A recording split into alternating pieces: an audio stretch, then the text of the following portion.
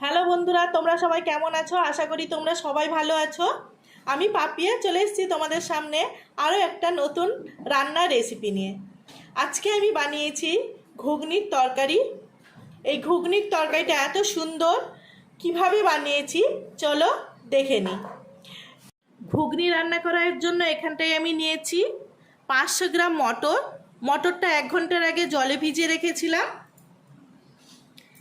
নিয়েছি এখানটায় একটা গোটা আলু, এখানটায় 2টো আলু কুচিয়ে নিয়েছি।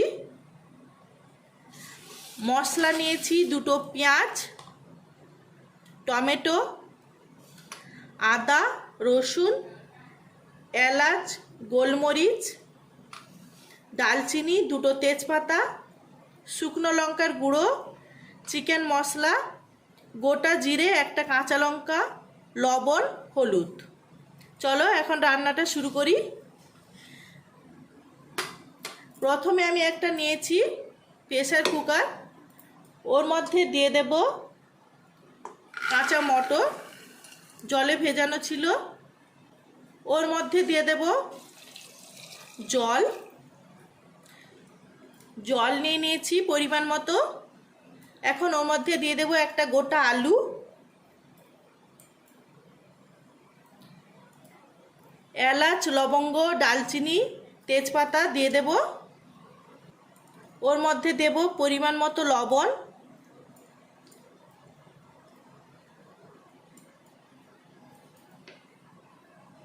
দিয়ে দেব হলুদ,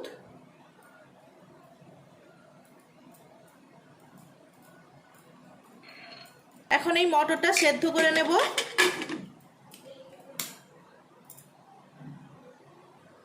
মটরটা সেদ্ধ হতে যতক্ষণ টাইম লাগছে ওর মধ্যে আমি আলুগুলো ভেজে নেব। একটা পেঁয়াজ, টমেটো, আদা, রসুন একসাথে পেস্ট করে নেব, আর একটা পেঁয়াজ আমি কুচিয়ে নেব। চলো রেডি করে আসছি। এখন আমি আলুগুলো ভেজে নেব। কড়াই গরম হয়ে গেছে, কড়াইয়ের মধ্যে দিয়ে দিচ্ছি একটু সর্ষের তেল। তেলের মধ্যে দিয়ে দেব লবণ, আর দেব সামান্য একটু হলুদ।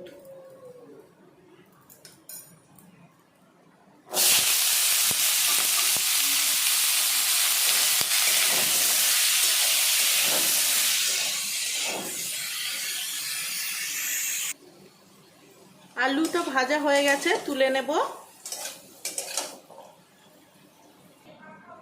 এখানটায় আমি পেস্ট করে নিয়েছি মশলাগুলো।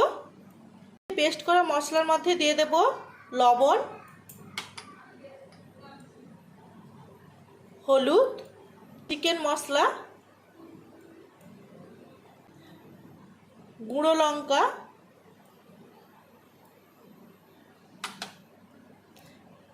প্রত্যেকটা ভালো করে মিশিয়ে নেব। মশলাটা এইভাবে মিশিয়ে নেব।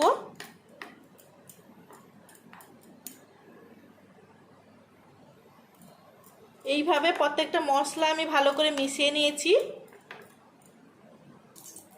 আলুগুলো ভেজে নেওয়ার পর কড়াই যে এক্সট্রা তেলটা ছিল ওর মধ্যে দিয়ে দেব আরও একটু তেল। এখানটায় আমি সর্ষের তেল ইউজ করছি। এখন কড়াইয়ের মধ্যে দিয়ে দেব গোটা জিরে, কুচনো পেঁয়াজ, একটা কাঁচা লঙ্কা,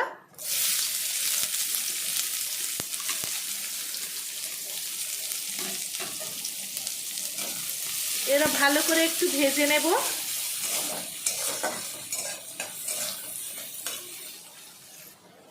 পেঁয়াজটা এইভাবে ভেজে নিয়েছি। ওর মধ্যে দিয়ে দেব পেস্ট করা মশলা,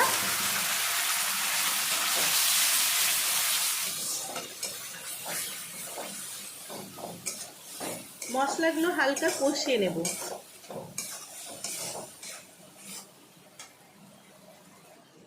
মশলাটা যতক্ষণ কষাতে টাইম লাগছে ওর মধ্যে আপনাদের দেখিয়ে দিই, আমি যে সেদ্ধ করতে দিয়েছিলাম মটরটা এইভাবে সেদ্ধ করে নিয়েছি। এখন এই গোটা আলুটা তুলে নেব।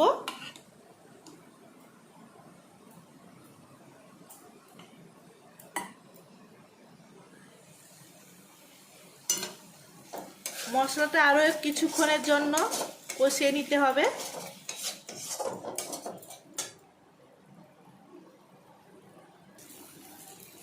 মশলাটা কষানো হয়ে গেছে, ওর মধ্যে দিয়ে দেব ভেজে রাখা আলু।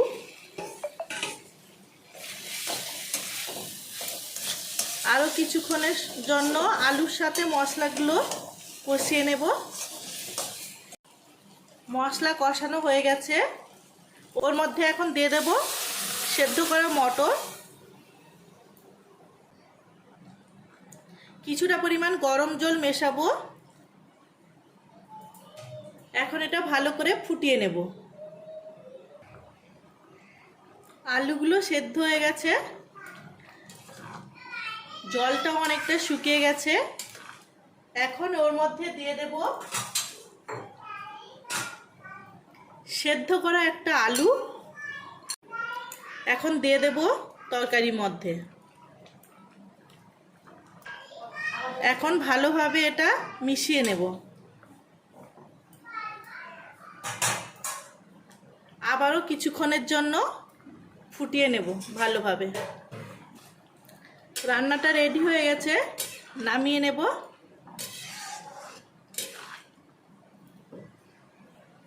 আমার এই রেসিপিটা যদি আপনাদের ভালো লেগে থাকে অবশ্যই লাইক করবেন, শেয়ার করবেন এবং সাবস্ক্রাইব করতে একদম ভুলবেন না।